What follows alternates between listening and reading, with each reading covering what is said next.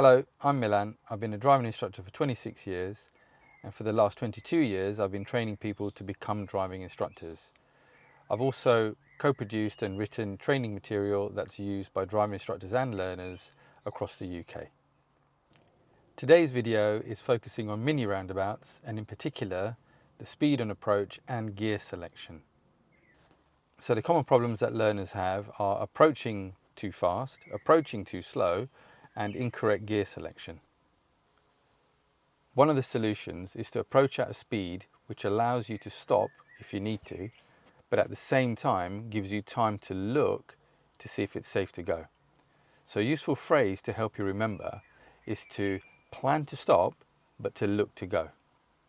So another useful solution to help you with your speed on approach to roundabouts depends largely on your observation or your vision on approach.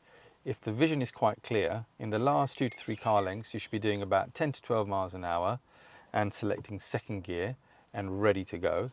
If the observation is quite closed, you should be at around 5 to 6 miles an hour in the last 1 or 2 car lengths, be in first gear, ready to go.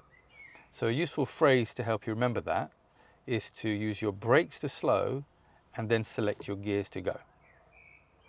Okay, so let's go for a drive and I'll be demonstrating these key points as we go along. Mini roundabout approaching ahead. You can already see the give way signs and the blue circular signs. I'm going to be turning right. So I'm using the MSM routine. I've checked my mirrors, I'm putting my signal on to tell the traffic. Gently progressively braking. I'm going to be doing about 10 to 12 miles an hour. Now I can see a vehicle on my right, so I'm going into first gear, 5 to 6 miles an hour, and then entering the roundabout.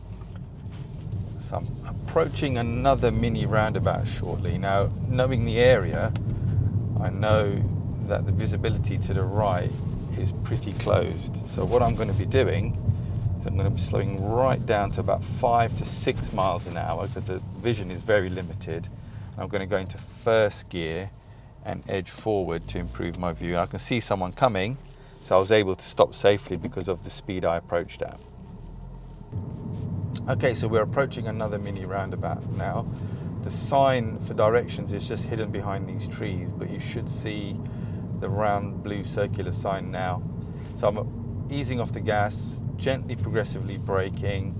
I'm going to be doing 10 to 12 miles an hour because the vision is quite clear. Second gear, it's still safe to go, and I'm away. Another roundabout coming up after this bend. You can see the sign ahead of us here, and I'm going to be turning left first exit. So I'm checking my center and left mirrors. I'm signaling now as I pass the exit. I'm braking gently, planning to stop. It looks clear. Second gear, clutch up, final check, and I'm away. So again, I was doing about 10 to 12 miles an hour there based on the visibility that we had at the time. So we're coming up to another mini roundabout shortly. Knowing the area, I know that the visibility on the approach of this roundabout is very limited, it's very closed. So I'm going to be gently progressively braking. I'm going to be turning right. I'm going to bring my speed down to about 5 or 6 miles an hour in the last couple of car lengths. I'm selecting first gear. I'm still ready to stop unless so that I can fully see the whole road, and then I'm going to make a decision to go.